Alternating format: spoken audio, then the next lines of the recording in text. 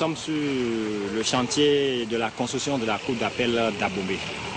Bon, on a commencé les travaux ici le 2 juin 2010. On doit être environ à 35% de taux d'exécution des travaux à ce jour. Au bout des fois, on travaille toute la nuit jusqu'au petit matin. C'est un bâtiment à 2 niveaux. Et au rez-de-chaussée, nous avons 3 salles d'audience au rez-de-chaussée et nous avons 40 bureaux. Tous les bureaux seront entièrement climatisés. Il y a aussi des bibliothèques, il y a des salles scellées, des archives pour pouvoir mieux ranger les différents documents qui seront propres à la maison. C'est un grand bâtiment qui a une superficie environ de 2250 mètres carrés. Ici, vous avez le bureau du magistrat, vous avez le bureau du greffier, vous avez une bibliothèque. Voilà la grande salle d'audience ici. Voilà les 2 petites salles. Il y a également des patios pour aérer et pour éclairer les différents bureaux qui s'y trouvent. Là, vous avez le bureau du magistrat, le bureau du greffier. Vous avez aussi le bureau du procureur qui est là. Vous avez le bureau du procureur général qui est là. Vous avez la salle des scellés. Vous avez l'archive. Vous avez la grande salle d'audience ici. 919 158 840 francs. Ça, c'est le coût global du projet. Parce que si en 5 ans, depuis l'indépendance, si tous les 5 ans, on pouvait avoir ces genres de joyaux, le Bénin ne serait pas à l'étape actuelle. On serait déjà plus développé, surtout en infrastructure. Parce que les efforts du gouvernement sont très louables. Ils font de gros efforts pour le développement de la nation. On a intégré ce bâtiment en 2006. C'est un bâtiment qu'on a intégré suite à une location du ministère avec le propriétaire. On a intégré le bâtiment avec quelques difficultés parce qu'il n'y a pas assez de bureaux pour tous les magistrats, il n'y a pas toutes les commodités. Vous voyez l'état dans lequel le bâtiment est, et tout se dégrade. Ça nous fait un baume au cœur parce qu'on va intégrer un nouveau bâtiment qui sera entièrement pour la cour d'appel d'Abomey. Les travaux avancent. D'ici juin, l'entrepreneur nous livrera le beau bébé. On sera bien content d'aller intégrer ce bâtiment parce que là-bas, il y aura de l'espace, il y aura assez de bureaux pour tous les magistrats, pour le personnel d'appui, de soutien. Avec ça, je crois qu'on sera plus gai parce que le bâtiment de la cour qui abrite actuellement la cour d'appel est un peu délabré. Même vous avez dû voir, la salle d'audience, elle est ce qu'elle est. On n'a qu'une seule salle d'audience ici. Je crois que là-bas, on aura au moins 2 salles d'audience. Les audiences pourront se tenir en même temps. On peut avoir 2 audiences en même temps. Et ça va faciliter le travail aussi. Sans vouloir à tout prix être exhaustif, on peut toutefois citer au passage la construction des sièges de 14 tribunaux de conciliation dans l'Atakora, la Donga, le Mono et le Koufo. Tout le monde peut le constater et nul ne va le contester. Tout ceci constitue autant d'actions qui crèvent l'œil, des actions concrètes qui parlent plus fort que des mots. Des actions dont on parle et dont on parlera pendant très longtemps encore. Et cela fait la fierté des citoyens honnêtes.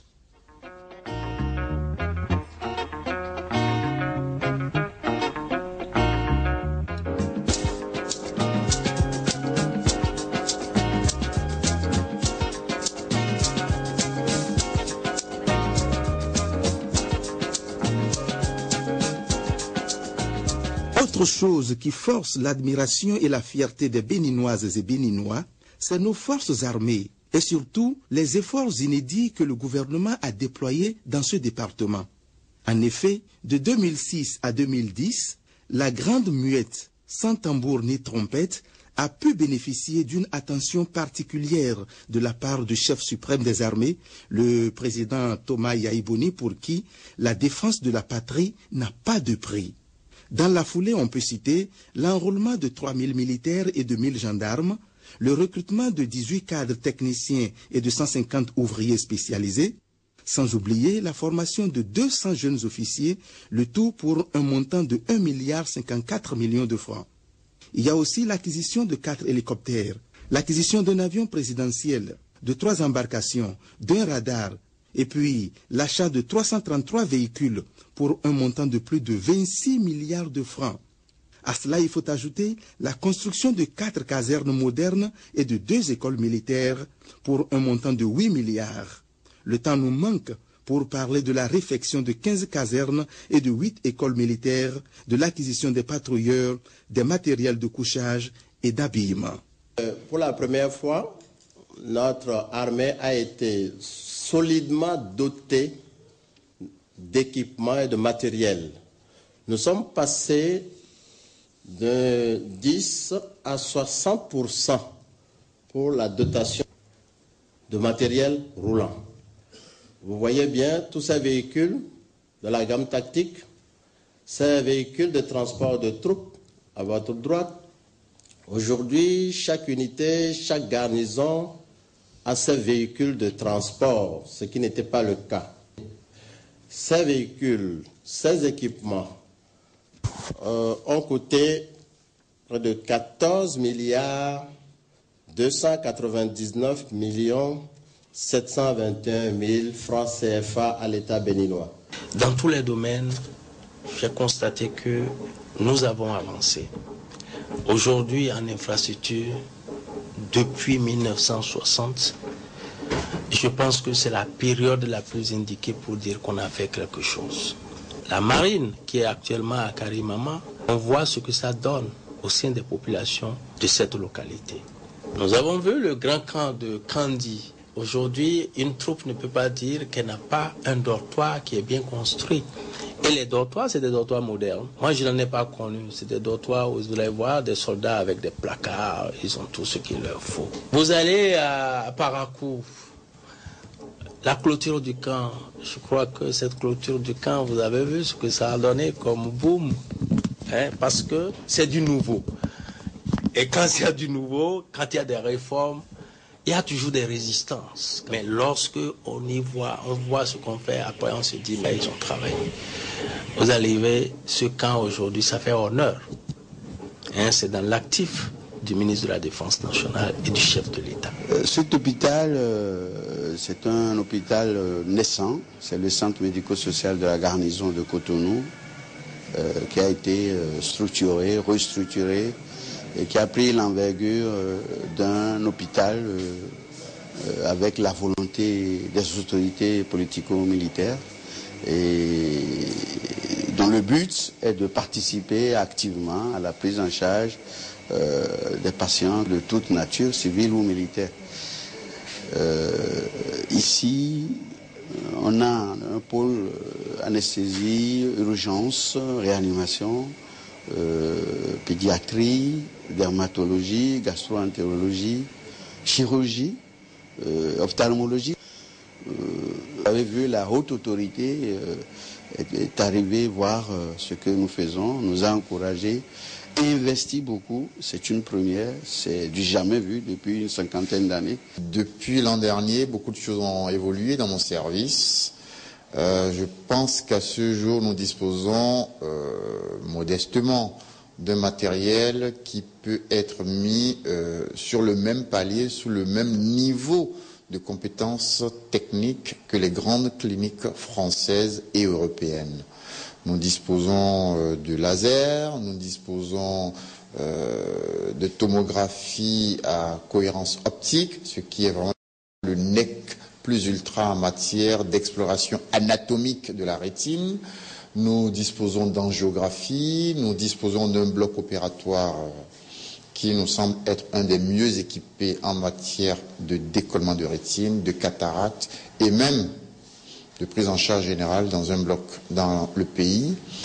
Et puis modestement, tout ça est au service de la nation.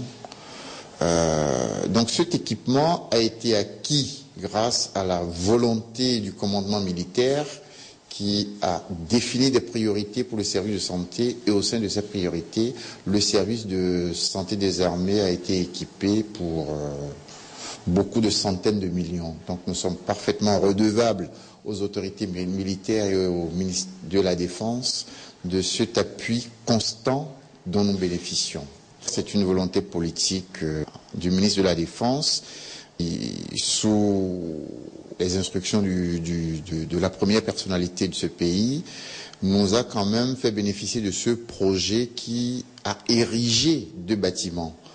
Donc un premier bâtiment qui sera réservé à l'hospitalisation des VIP, donc un cadre assez techniquement performant, et le deuxième bâtiment qui est le service d'accueil des urgences, qui va permettre de recevoir les urgences de la ville en complément du service d'urgence du CNHU. Tout ceci fait de nos forces armées une armée moderne, une armée républicaine et citoyenne au service de toute la nation, conformément à la vision du chef de l'État. C'est l'armée la plus patriote de la sous-région. C'est l'armée la plus organisée de la sous-région. C'est l'armée la plus disciplinée de la sous-région. L'autre raison d'être fier de nos forces armées, c'est leur discipline qui a fini de faire le lit à un professionnalisme hors pair. Un professionnalisme qui fait de notre pays une référence sur l'échiquier international, avec sa participation aux multiples opérations de maintien de la paix partout en Afrique, en Asie et en Europe. De la Côte d'Ivoire jusqu'au Kosovo, en passant par la RDC, par Haïti ou par le Timor oriental, les contingents béninois ont toujours été commis aux tâches les plus difficiles et déployés dans les régions à haut risque, les zones occupées par les rebelles les plus dangereux, tels le Red Line au Libéria et le Katanga en République démocratique du Congo.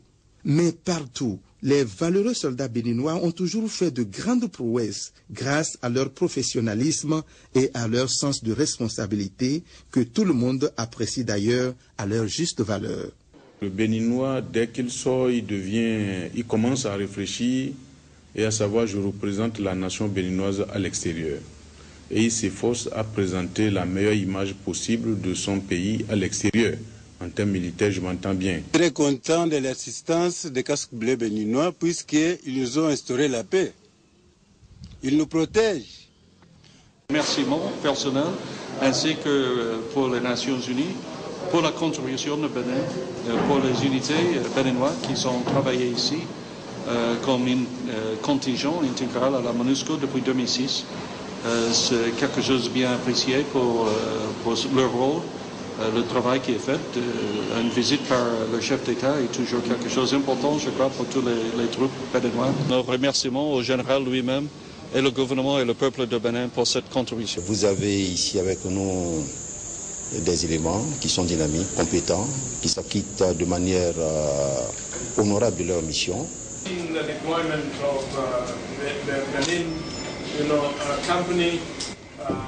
Les soldats béninois sont très bons. Ils connaissent leur métier. Ce sont d'excellents professionnels. Les résultats sont là pour prouver que nous sommes satisfaits des Béninois. Ils ont pu, dès leur déploiement au Katanga, contribuer à l'accélération du processus de mobilisation des Maïmaï.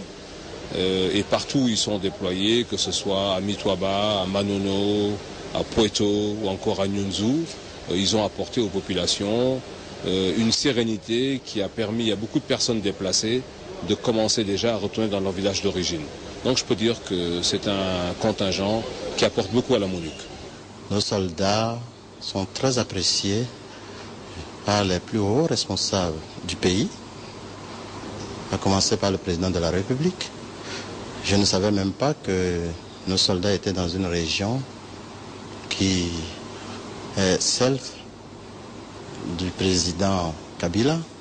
Il a donc eu l'occasion de rendre visite à ses troupes. L'appréciation qu'il en a faite est très élogieuse.